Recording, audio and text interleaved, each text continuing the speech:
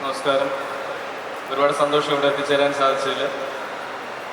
പാപ്പൻ സിനിമയുടെ പ്രൊമോഷന് ലാസ്റ്റിലൂടെ വരുന്നത്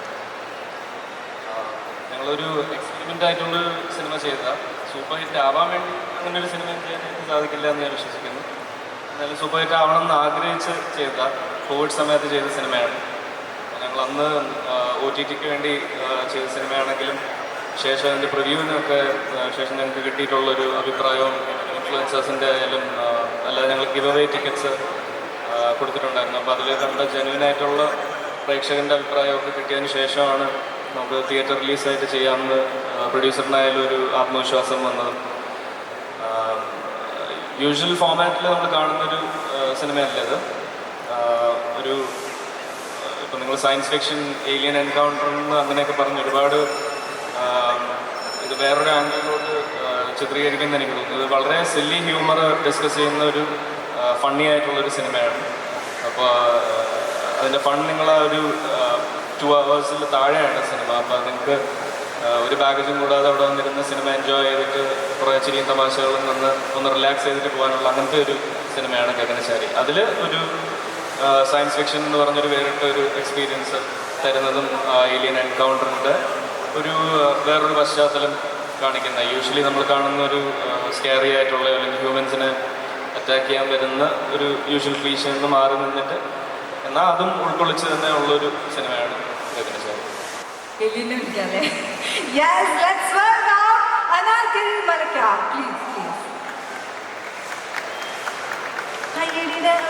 എനർജി കുറവുണ്ടല്ലോ. എന്താ പറയേണ്ടത്? എങ്ങനെയുണ്ട് ഗഗനചാരി? എന്ത് വിശേഷമാണ് ഞങ്ങളടുത്ത് പറയാനുള്ളത്? ഗഗനചാരിയെ പറ്റി വിശേഷങ്ങൾ പറഞ്ഞാൽ ആക്ച്വലി തീരത്തില്ല. 2020 തുടങ്ങിയ വിശേഷം.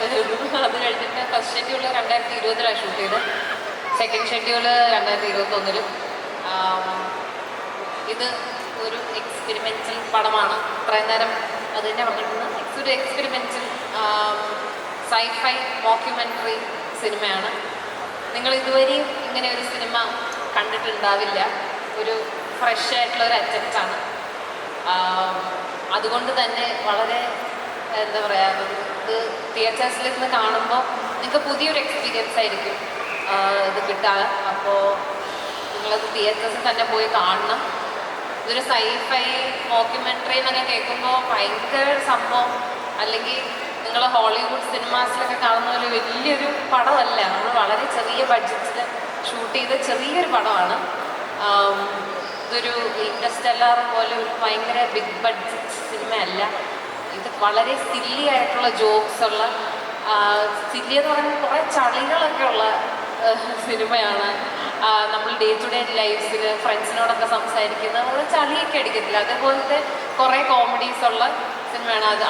അതിൻ്റെ ഒപ്പം തന്നെ കുറേ നാഷണൽ അവാർഡ് ചർച്ച ചെയ്യുന്ന എനിക്ക് പേഴ്സണലി ഭയങ്കര ഇഷ്ടപ്പെട്ട, ഞാൻ ചെയ്തതിൽ എനിക്ക് ഭയങ്കര ഇഷ്ടപ്പെട്ട ഒരു സിനിമയാണ്. ഡിഫറെൻ്റ് ആയിട്ടുള്ള സിനിമയാണ് അല്ലേ? വളരെ ഡിഫറെൻ്റ്. ആൻഡ് ഇത് എനിക്ക് ഇത് എല്ലാവർക്കും വർക്കാവുന്ന ഒരു സിനിമയാണോ എന്ന് അറിയില്ല. കാര്യം ഒരു എന്താ ഇപ്പം കോമിക്സ് ഇഷ്ടപ്പെടുന്ന, മാർവൽ ഇഷ്ടപ്പെടുന്ന അങ്ങനത്തെ ആൾക്കാർക്കായിരിക്കും ഇത് റിലേറ്റ് ആവുക. പിന്നെ സിനിമ ഇഷ്ടപ്പെടുന്ന ആൾക്കാർക്ക്, പണ്ട് മുതലേ സിനിമ കൺസിസ്റ്റൻ്റ്ലി ഫോളോ ചെയ്യുന്ന ആൾക്കാർക്ക് ഇഷ്ടമാവുമായിരിക്കും. ഇതിപ്പോൾ ഒരു ഓൾഡ് ജനറേഷന് എങ്ങനെയായിരിക്കും വർക്ക് ആവുക എന്ന് അറിയത്തില്ല. അപ്പോൾ നമുക്കൊരു സ്പെസിഫിക് ഓഡിയൻസ് ഉണ്ട് ഈ സിനിമയ്ക്ക്, അവർക്കായിരിക്കും ഇഷ്ടപ്പെടുക എന്ന് എനിക്കെപ്പോഴും തോന്നിയിട്ടുണ്ട്. നമുക്ക് മൊത്തത്തിൽ അങ്ങനെ ഒരു പേർപ്പസിലാണ് സിനിമ എടുത്തിട്ടുള്ളത്. അപ്പോൾ ആ ഒരു എക്സ്പെക്റ്റേഷനിൽ വേണം പോയി സിനിമ കാണാൻ. നിങ്ങളങ്ങനെ ഭയങ്കര ഒരു സയൻസ് ഫിക്ഷൻ കണ്ട് മൈൻഡ് ബ്ലോൺ ആവാമെന്ന് വിചാരിച്ചല്ല പോകേണ്ടത്. ചെറിയ സിനിമ വളരെ ലളിതമായി ചിരിച്ച് കാണാൻ പറ്റുന്ന സ്ട്രെസ് ബസ്റ്റർ സിനിമയായിരിക്കും ഗഗനചാരി.